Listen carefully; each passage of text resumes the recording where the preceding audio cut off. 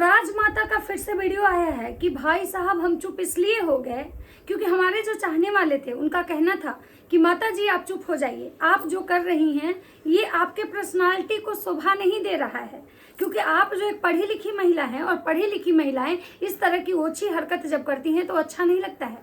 तो माता जी आप अपने वाणी को लगाम दीजिए, क्योंकि आप जो हैं बहुत अच्छी हैं। ये कौन लोग हैं भाई जो इनको कहते हैं आप बहुत अच्छी हैं, और माता जी कह रही हैं कि हम अपने बच्चों को बात मान के हम अपने मतलब जो है हम कुछ नहीं बोले हैं, जिसको जो बोलना है बोले, हम सब भगवान पे छोड़ दिए हैं। क्योंकि हमको पता है कि भाई इससे ज़्यादा जो है ना हमारा लेवल इतना गिरा हुआ नहीं है, अब हम इससे ज़्यादा नहीं जा सकते हैं। तो माता जी मैं आपको एक बात बताना चाहती हूँ कि आपने जो हरकतें की हैं, जो बातें आपके मुंह से निकली हैं, जो शब्द आपने निकाले ना, उससे नीचे लेवल अब कुछ बचता ही नहीं है। अगर उससे कोई नीचे और लेवल है तो प्लीज़ आप हमको, कोई अगर किसी को समझ में आ रहा होगा कि अगर इस लेवल से भी नीचे जाके कोई अगर लड़ सकता है तो आप लोग हमको बताइएगा कि वो लेवल कौन सा है। क्योंकि ये जो लेवल था, ये लेवल मतलब सबसे निचला स्तर का होता है। इससे नीचे वाला लेवल जो होता है ना, वो मतलब अगर वाक शब्द यानी बातों से अगर लड़ाई हो तो इससे निचला स्तर कुछ नहीं हो सकता है। हाँ, अगर झोटा झोटी वाला हो तो एक अलग चीज़ है। तो माता जी आ जाइए सफाई देने। माता जी का कल से बहुत ज़्यादा वीडियो नहीं आ रहा था बैक टू बैक, उसका रीज़न है कि इनके जो चाहने वाले ना वो इनको समझाएं। क्या माता जी इस उम्र में भी इतना सफ़ेद झूठ बोलते हुए आपको थोड़ा शर्म नहीं आता है? आपको क्या लगता है कि ये पब्लिक, ये जो जनता है मतलब उसको कुछ समझ में नहीं आता है कि आपने अपने मुंह पे क्यों लगाम लगाया, क्यों आप चुप हो गई? क्योंकि कहीं ना कहीं जिस ऑडियंस से आप प्यार की उम्मीद करती हैं, जिस पब्लिक को ये कहती हैं कि आप मुझे सपोर्ट कीजिए, यही ऑडियंस आपको ठूस ठूस के गालियां दे रही थी। तो चलिए दोस्तों, आज बात करते हैं कि आज माता जी कौन सा टॉपिक लेके आई हैं। माता जी का कहना है कि राज परिवार में एक खासियत है। वो खासियत क्या है मैं बताती हूँ। तो नमस्कार दोस्तों, कैसे हैं आप लोग? उम्मीद करो बहुत अच्छे होंगे, स्वस्थ होंगे, मस्त होंगे, अपने काम में व्यस्त होंगे। मैं प्रिया शर्मा और मैं अपने इस नए वीडियो में आप लोग का स्वागत करती हूँ। आशा करती हूँ जो हमारे चैनल पर नए जुड़े हैं हमारे चैनल को सब्सक्राइब करेंगे, लाइक कमेंट शेयर, मुझे बहुत सारा प्यार देंगे। तो दोस्तों आज मैं बात करने आई हूँ माता जी का।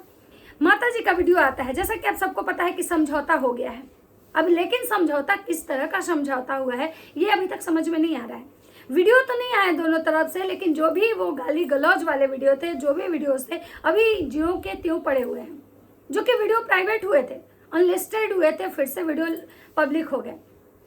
समझौता क्यों हुआ, किस कारण से हुआ, ये सारी बातें मैं अगले वीडियो में बताऊंगी, क्योंकि वो चीजें हमें पता चली है कि क्यों हुआ समझौता। लेकिन उससे पहले मैं बात करने आई हूँ माता जी का, कि माता जी का आज जो वीडियो आता है जिसमें माता जी ये कहती हैं कि मुझे इन सब चीज़ों में नहीं पड़ना, क्योंकि हमारे जो चाहने वाले हैं उनका कहना है कि आप इतना लेवल गिरा के मत ये कीजिए। आपका लेवल जो है ऊंचा है सामने वाले से।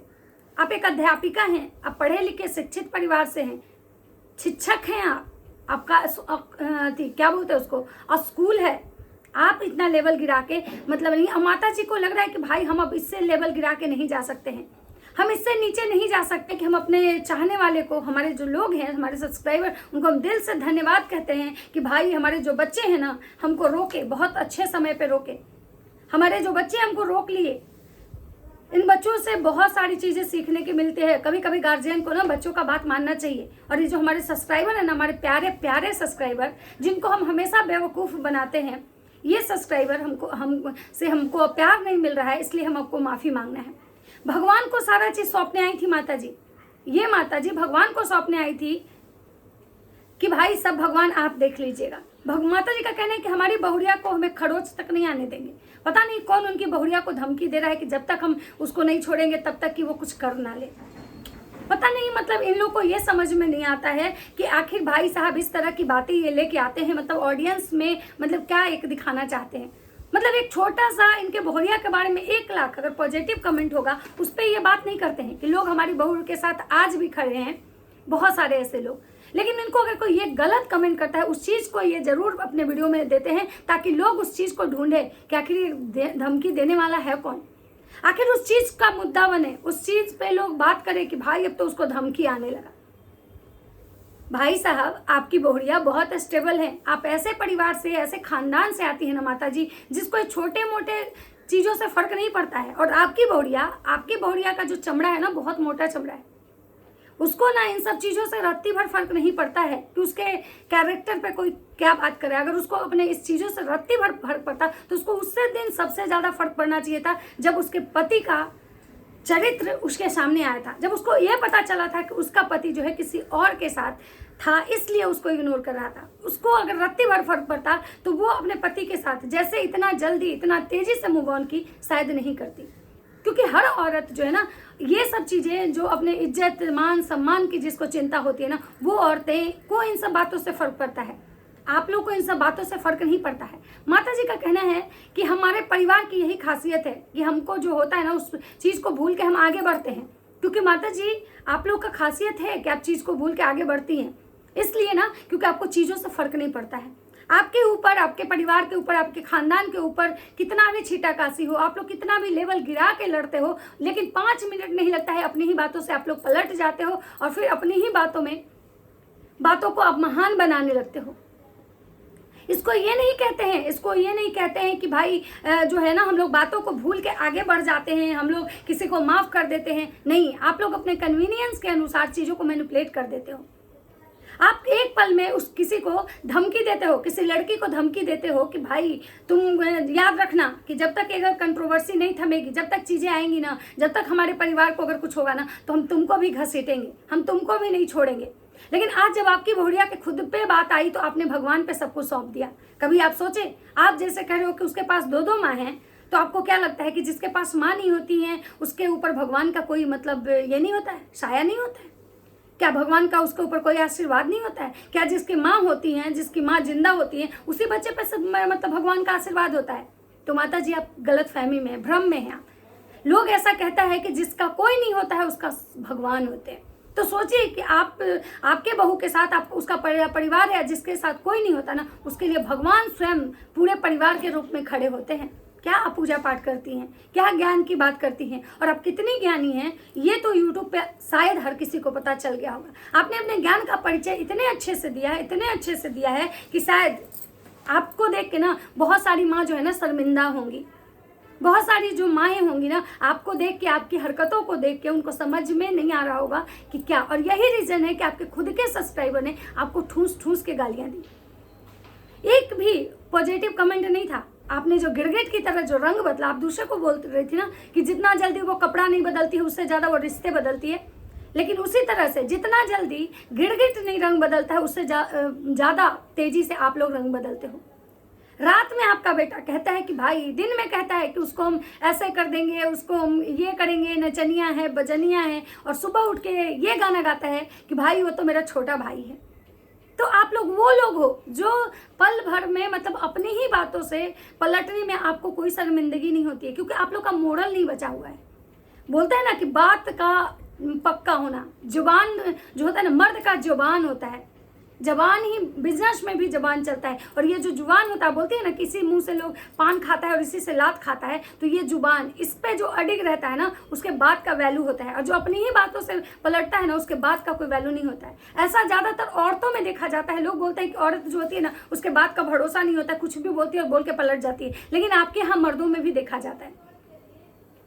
तो आप जो ये ज्ञान की गंगा बहा रही हैं कि हमारी बहू कैसी भी है, हमारे लिए बहुत अच्छी है, अपनी माँ के लिए, तो हर कोई जो होता है ना वो अपने घर के लिए बहुत ही अच्छा होता है। और आपकी बहू तो सच में अच्छी है। अगर आपकी बहू अच्छी नहीं होती तो आज जो ये आप दिन देख रही है सोशल मीडिया पे, वो दिन शायद आप नहीं देखती। तो आपकी जो अच्छी वाली बहू है, चलिए उसके बारे में आगे बात करते हैं। आज माता जी का कहना है कि हम भगवान पे सब छोड़ दिए। कल तक ये माता जी कह रही थी कि हमारा बेटा तुमसे माफी नहीं मांगेगा हमारा बेटा तुमसे माफी। तुम लोग गलत हो, तुमने हमारी बहुड़िया पे इल्जाम लगाया है, तुम्हारा हिम्मत कैसे हुआ, तुमको माफी मांगना पड़ेगा। मुंह देखी हो अपना, जो मेरा बेटा तुमसे माफी मांगेगा, हैं? माफी मांगेगी मेरी जूती। लेकिन आंटी, आपका जो बेटा है ना, यहाँ भी आपका जो सर था ना वो झुका दिया। उसने अपनी माँ के बातों का भी इज्जत नहीं रखा। आपका बेटा माफी मांगा आंटी, इस बारे में आप कुछ नहीं बोलेंगी, इस बारे में आप नहीं बोलेंगी। सामने वाली में इतना दम था कि वो आपके बेटा को झुका दी।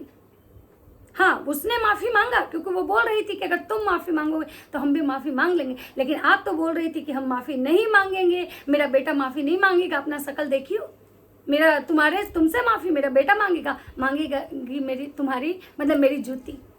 तो सोचिए आंटी, आपके बच्चों का आपके बच्चों के जीवन में आपका क्या महत्व है, कितना रिस्पेक्ट करते हैं आपके बच्चे कि आपके बातों तक का भी रिस्पेक्ट नहीं है उनको, कि मेरी माँ अगर बोली है तो इस चीज़ को हमको निभाना चाहिए। क्योंकि क्या था ना कि अगर आपका बेटा शायद आपकी बातों को, आपके वचन को निभाने पे लग जाता ना, तो शायद उसकी बीवी का जो बचा खुचा था शायद वो भी बहुत हद तक चीज़ें, आप कितना भी लिपापोती कर लो आंटी, कितना भी भगवान की दुहाई दे लो, कितना भी खुद को अच्छा साबित करने की कोशिश कर लो, लेकिन इस सोशल मीडिया पे इतना तो है कि जो समझदार ऑडियंस होगी ना, जिसके पास थोड़ा सा अगर सेंस होगा, जो अंधभक्त नहीं होंगे, उनको ये तो पता चल गया है कि आप लोग चीज़ क्या हो। तो चलिए आगे की भी अभी बहुत सारी बातें हैं। हमारी ज्ञान की देवी चाची जी, ज्ञानोमती चाची बोली हैं तो सुनना तो पड़ेगा। माता जी को आज भी अभी भी नहीं लगता है कि इनके बेटे बहू की गलती है। आज भी इन सारी गलतियों का जो ठिकरा है ना, अपनी कन्यादान वाली बेटी पे फोड़ रही हैं। आज भी कह रही हैं कि जो हमारे घर परिवार के साथ ऐसा किया है ना, कांटा बोया है ना, उसको बहुत जल्द सब कुछ मिल जाएगा, हम सब भगवान पे छोड़ते हैं। मतलब सोचिए, आज भी इनको थोड़ा सा भी मतलब तकलीफ नहीं हो रहा है किसी की बेटी को, वैसी बेटी जिसकी माँ भी नहीं है, उसको ये बद्दुआ दे रही है भगवान के नाम पे। मतलब कि भाई भगवान, मतलब इसको मिलेगा, बहुत जल्द मिलेगा। मतलब सोचिए, अगर कल के डेट में भगवान ना करे उसके साथ अगर कुछ बुरा होता है, तो ये औरत जो है इसको थोड़ा सा भी शर्म नहीं आएगा। ये माँ है जो अपने बच्चों के लिए तो दुआएं मांगती है और दूसरे के बच्चों के हमेशा बद्दुआ देती है।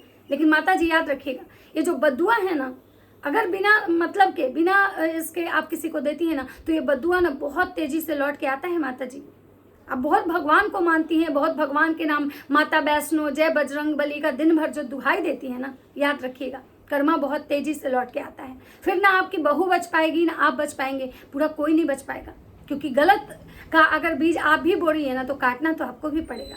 अगर सामने वाले ने गलत किया है तो उसको भी मिलेगा, लेकिन आपने अगर गलत किया है तो आप भी। और आप आज एक माता हो के ऐसे भगवान के मंदिर में किसी बेटी के लिए, किसी मतलब ऐसे लड़की के लिए आप बदुआ मांग रहे हो, क्या ये नीचता नहीं है? केवल गाली ही नीचता होती है क्या? आपकी जो सब्सक्राइबर हैं वो मतलब उनको, उनके घर की, उनको मतलब वो चाहेंगे कि किसी की बेटी को ऐसे बदुआ मिले?